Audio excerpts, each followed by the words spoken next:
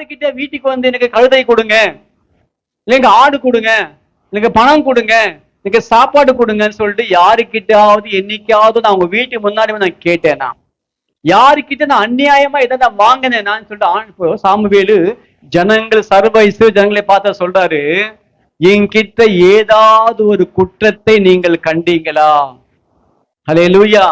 இந்த 26 இல்லையா 24 ஆண்டுகள் நான் ஊழிய பாதையில கடந்து வந்திருக்கிறேன். ஒரே இன்னைக்கு வரைக்கும் எந்த மனுஷன் நான் போய் பார்க்கறதில்லை. என்னதான் பார்க்குருவாங்க எல்லாம் கூட, நான் எந்த மனுஷனை பார்க்கல. அப்போ தேவன் இங்க சாமுவேல் சொல்றாரு, நான் யாருக்காவது அநியாயமா நான் செஞ்சேனா, யாரு பொருள் நான் இச்சித்தேனா, யாருக்கிட்ட நான் பணம் வாங்கி ஏமாத்துறேன்னா சொல்லுங்க.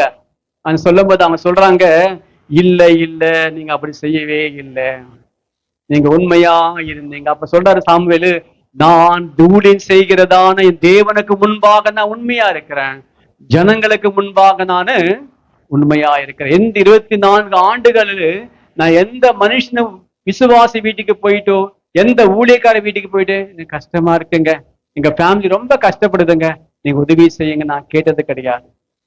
எந்த யாருக்கிட்ட நான் முன்னாடி போயிட்டு என் பசங்க படிக்க வைக்கணும் கொடுத்தா வாங்கிப்பேன், சந்தோஷமா வாங்கிப்பேன். நான் போய் யாருக்கிட்ட போயிட்டு என் பசங்க படிக்கணும் உதவி செய்யுங்க, என் குடும்பம் கஷ்டமா இருக்கு உதவி செய்யுங்க, நான் வியாதியில உதவி செய்யுங்க, யாருக்கு நான் நின்னது கிடையாது. கேட்பேன், மற்றவங்களுக்காக நான் கேட்பேன்.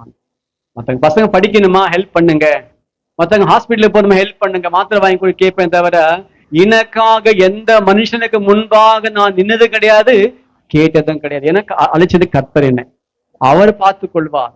ஹல்லேலூயா. என்னை உண்மை உள்ளவன் என்று எண்ணின கனமான ஊழியத்தை கொடுத்த தேவன் என்னை நடத்துவார், என்னை போஷிப்பார். ஹல்லேலூயா. என் கையில எதுக்குமே காசு குறையாதுங்க. ஒண்ணு சொல்றேன், இருக்கும் தேவன் ஏதாவது ஒரு பக்கத்துல இருந்து கர்த்தர் கொடுப்பார். ஹல்லேலூயா. நான் கொடுத்துதான் உன் பிள்ளைக்கு நீ செஞ்சேன்னு சொல்லக்கூடாது. தேவனுக்கு ஊழியம் செய்யறேன், தேவன் தான் எனக்கு தரணும், அது அவருக்கு சந்தோஷம், அதுக்கு அவருக்கு மகிமை. நான் ஊழியம் செய்தால் கர்த்தரின் பிள்ளைகளை பார்த்துக் கொள்வார், என் குடும்பத்தை பார்த்துக் கொள்வார், என் தேவையை பார்த்துக் கொள்வார். அது அவருடைய கடமை. அது நான் அவருக்கு முன்பாக அவருக்கு வேலை செஞ்சு அவர்தான் பார்த்துக்கணும், அது அவருடைய கடமை. ஹல்லேலூயா. கர்த்தருக்கு ஸ்தோத்திரம். அப்போ சாமுவேல் யாருக்கு முன்பாக பயப்படல.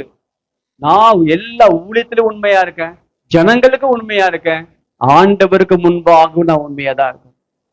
யார் என்னை குற்றப்படுத்த முடியாது. யாராவது சொல்ல முடியுமா என்கிட்ட நான் கொடுத்துதான் இப்படி இருக்கேன் சொல்லிட்டு? யாரும் சொல்ல முடியாது. அது கர்த்தரே சாட்சி.